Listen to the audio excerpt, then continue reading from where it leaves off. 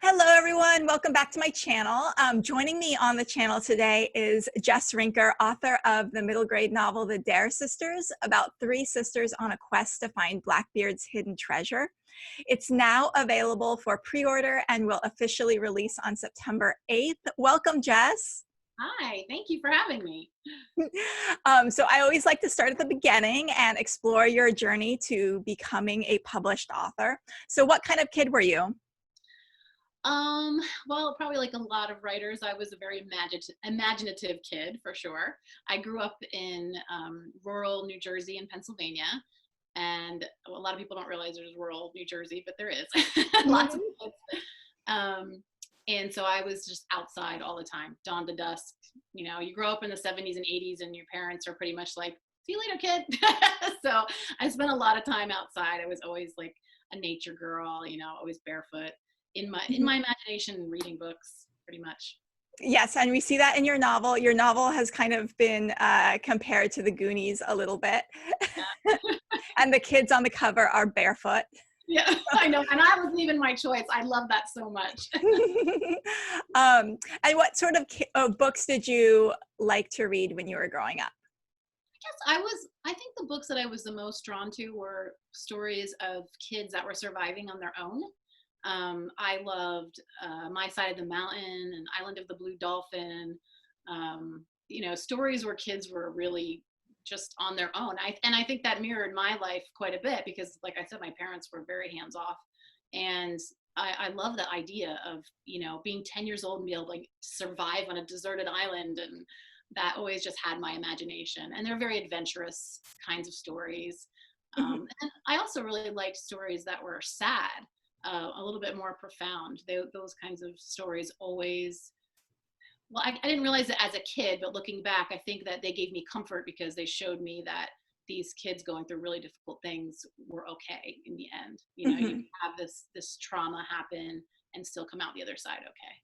Yeah. So your book, it seems very fun. Is there anything kind of traumatic that happens, or any It's sad parts?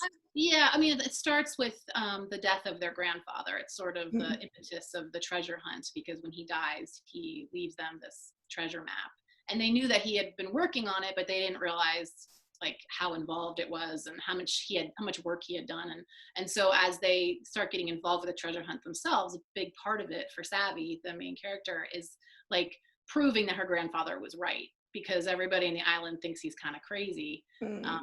you know, thought he was looking for something, that this mythical treasure that everybody knows doesn't really exist. And so through their grief, you know, they're processing Mhm. their grief of losing their grandfather, who she's very close with. Yeah. Um, so yeah. Oh, I like it. I like when authors can kind of weave in the really profound and really the emotional stuff in with like a fun adventure, because it really adds multiple layers to it. Yeah, I agree. So tell us about your path to wanting to become a writer. Well, even as a little kid, I was always writing. That's something I have done, reading and writing from the time I could read and write. You know, I've Mhm. had countless journals as I was growing up, diaries, you know, all that kind of stuff. So I was always writing. But I didn't realize as a kid that being an author was a job. I didn't really put a whole lot of consideration into who wrote the book. I was more wrapped up in the story itself. And I honestly never really thought about the author.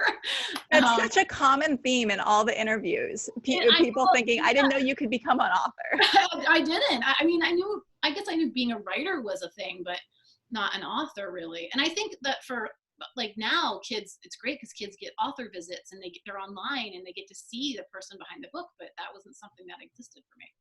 So I really didn't think about it seriously until I had kids. And I'd always wanted to try to write a book, but I wasn't really thinking about publishing. I just liked the process. But then when I had my own kids and started reading them books, I was like, like I feel this connection here. I feel like I could write something like this. And it just kind of from that point on set me on the path. And then I guess in my I was 36, I think, when I went back to get my MFA. And then it just like exploded. Once I got my MFA, I got my agent, got deals, you know, and just it set me on, the last 6 years have been crazy explosion. That's awesome. Yes, the Dare Sisters is not your first. What are the other books that you've written? My first was a picture book biography about Gloria Steinem. It's called Gloria Takes a Stand. That came out last year. And then I had a chapter book come out earlier this year called Out of Time. And then Dare Oh, Sisters. I'll put the pre-order link, or not the pre-order, the order links for that one below. That would be great. Yeah. So, and then I have another picture book biography that sold a while ago before Dare Sisters, but they just take so long to come out. So that's not coming out until next year. So I just did like a whole bunch. I had a whole bunch of successes like very quickly, which is unusual, but it was pretty amazing for me. That's so awesome. So can you tell us about the day that you first found out you were going to be a published author? The day your book sold, your first book sold.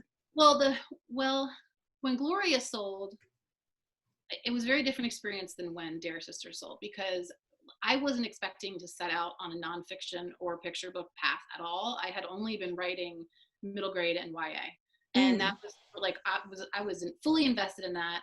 My agent tried to sell 3 novels for me that none of them made it. Actually 2 came really close, like revise and resubmit, but then they couldn't get it through. That's just a long process. So it wasn't really like a fast success for you. It was like you got rejected a lot of time. Yeah. And that once I got that first sale, then it became, I think it's like you get your foot in the door, you get a little bit more credentials, people start taking you more seriously. And for me, it gave me confidence too, to just keep going and just keep trying the next project. My agent has gone through so many ideas and stories with me, and just so we can like nail that, like, what's the thing? So when Gloria sold, I mean, yes, I was over the moon, but when Dare Sisters sold, it was a different level, because I want to publish novels. Like that's what I had been mainly working toward for such a long time. So it was a wonderful, and that sold very quickly. So it was kind of just within a matter of weeks that people wanted it. And it was like a really exciting thing. Oh, that's awesome. And did you get a call or an email?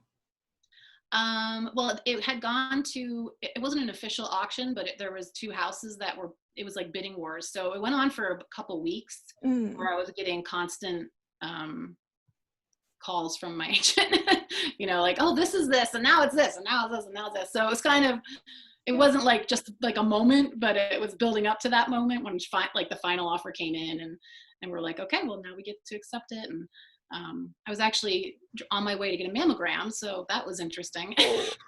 I walked into the office after that final offer came in, and I'm like blubbering because it was so exciting. I was probably the most happy mammogram patient they'd ever seen. Yeah. Like as they're clenching your boob. Why is this woman so excited to have her boobs squeezed? You're still in a good mood, so that's awesome. And what was a misconception that you had about publishing prior to becoming a debut author that has now changed? I love this question so much, because this is something that I try to impart to other debuts, especially, or people that are just maybe greener in the business in general, because I actually had a huge, I had a bulk of experience in the publishing industry before I even had an agent. I had interned for a literary magazine. I had interned for a literary agency. I'd been to millions of, not millions, but a ton of conferences, and I had a huge author circle around me already. And so I already had a really good idea of what to expect. And so that, I think, was a fortifying experience for me. It made it possible for me to keep going and going when there were so many no's.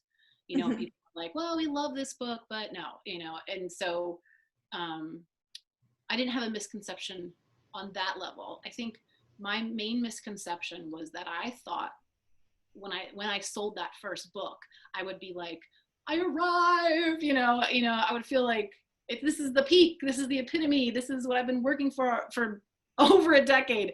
And it was that, but it very quickly became, okay, what's next? and what's next, and what's next, and what's next. And Mm-hmm. I realized that about myself was that I'm not going to feel like I've arrived at some given moment. Like, this is something I want to keep doing. I want this journey to keep going.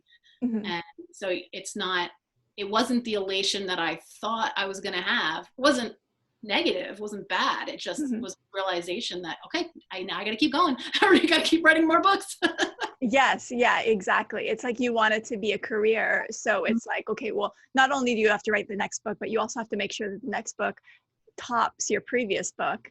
Yeah, you just want And to keep being better. yes, exactly. Um, and oh, this is a good chance to pitch your book. So tell us all about your book. So Dare Sisters is, like you said, it's been compared to Goonies. Well, originally it was Goonies meets Little Women, which was my pitch. And so yeah, so it's about three little girls, sisters, who live on Ocracoke Island, which is it's in the Outer Banks of North Carolina. And their grandfather has just passed away and passed down to them a treasure map of the island, and with the instructions to go find Blackbeard's treasure. And so they do this, trying to prove that he was right all along and that the treasure is real. And then there's also a scallywag, as they call him, trying to find the treasure as well.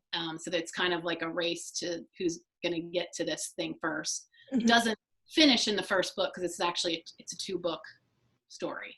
So Dare Sisters 2 will come out next fall with the continuation. Oh, very cool. Yay. 2 books to look forward to. And what is your favorite step, drafting or revising? I have to say revising.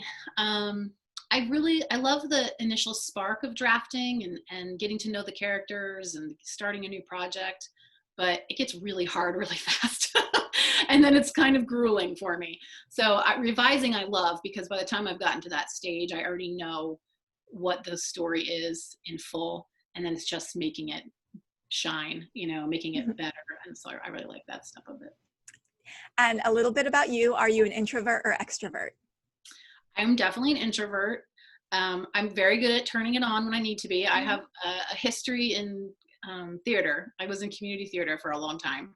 And so I do like performing, and I don't mind being in front of a crowd. However, I do find the older I get, the more social anxiety affects me physically, which is crazy and awful. So, I stick to myself more than not, but I also really love being around people. So I do it in small doses. I don't think I've interviewed anyone yet who has answered extrovert. It's not common for writers. I think introversion is very much a writer thing. And so are you a perfectionist or a chaos artist? I'm maybe a little of both, depending on the topic. I can definitely be kind of perfectionist and obsessive about myself, in negative ways. But if you were like to go look at my bedroom right now, you'd think I just live in chaos. So I'm not perfectionist about everything. And do you have a huge ego, or are you humble and demure? I'm definitely not demure. I don't know. I think I have an okay ego and a decent amount of humility. I really don't know.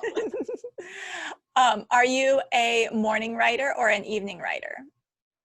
Morning more often than not. Sometimes I'll do something in the afternoon, but I prefer to do the creative stuff as soon as I get up. And are you a plotter or a pantser? Naturally a pantser, and I always associate pantsers with people who are really drawn to character, which is how I am. Like I love exploring character, and I could talk to my character for pages and pages and pages and pages, but that's pantsing. Nothing's happening. I'm getting much better at plotting. I actually have two book proposals in right now that I'm waiting to hear back from, and it was really fun putting them together. So the plotting side is getting easier. That's awesome. Wow, you have so many things in the works. It's exciting. And so that kind of answers my next question: character first or plot first? Character. Yeah. And what revision suggestion have you gotten along the way that was most helpful for your book? The first one that I got was My own revision thing that I did with Dare Sisters was I wrote the whole book and then I knew something was off. And so I threw the entire book away and started over with a new protagonist. Mm, And originally Dare Sisters there was an outside girl that had come to the island and she met the Dare Sisters. And it mm. was a completely different story perspective. And it just was off. And I was like, I got to start over. The Dare Sisters are the main characters. So Yeah, that was definitely very helpful. I do that a lot now. I will do first draft and throw it away. Um, it's not, it's still in your head, but at the yeah. start, you start over fresh. And then what was the other one I was thinking? It was something from my agent. Oh, no, from my editor, from John Morgan, who originally I had a different editor, and then he got assigned to my book. So John Morgan is my editor at Imprint Macmillan, and he really encouraged me. And actually, I think my first editor did too, to put more and more flashbacks into the book. And Mm, a lot of times you're told as a newer writer to avoid flashbacks because they can be kind of clunky and whatever. But I was so excited for them to encourage me to do that. Like, mhm. put more. We want more emotion. We want more memory. That kind of a thing. So, and That's I feel great. like the book it developed so much more heart Yeah. because of that. That's great. Yeah, don't get locked down into those rules like no flashbacks, no prologues, no telling, no all those things. I think it's important to be flexible. Of course, understand why those sort of rules are there, but don't like feel like, oh, because this one rule says I should never ever tell, I should always show. I need to never ever tell. You can always find exceptions to the rules and things like that. Absolutely. Yeah. um, was there ever a point, it sounds like your book sold pretty fast, but was there ever a point where you feared your book would never be published or you would never be published or any sort of? Yeah, oh, for sure. I would say, Dare Sisters did sell really quickly, and so I didn't really have time to worry about that specific book. It just kind of happened. But like I said, I had already had 3 novels go out on sub that Mhm. didn't sell. And so absolutely. There for the first, I've been working on this, getting to that point for over 10 years. Finally had this agent who I love, and nothing was selling. And I thought, like, I'm a total fraud.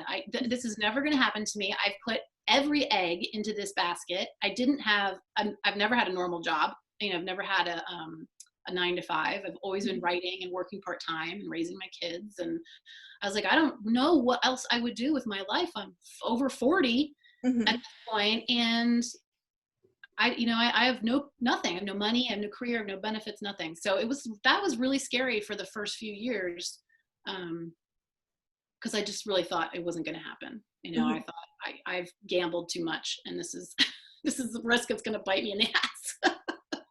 Sorry, maybe I shouldn't say Yay. I'm so glad it paid off. And now things are flying for you. So you gambled well. And that's awesome. Would you ever like to be famous? it. Very easy question.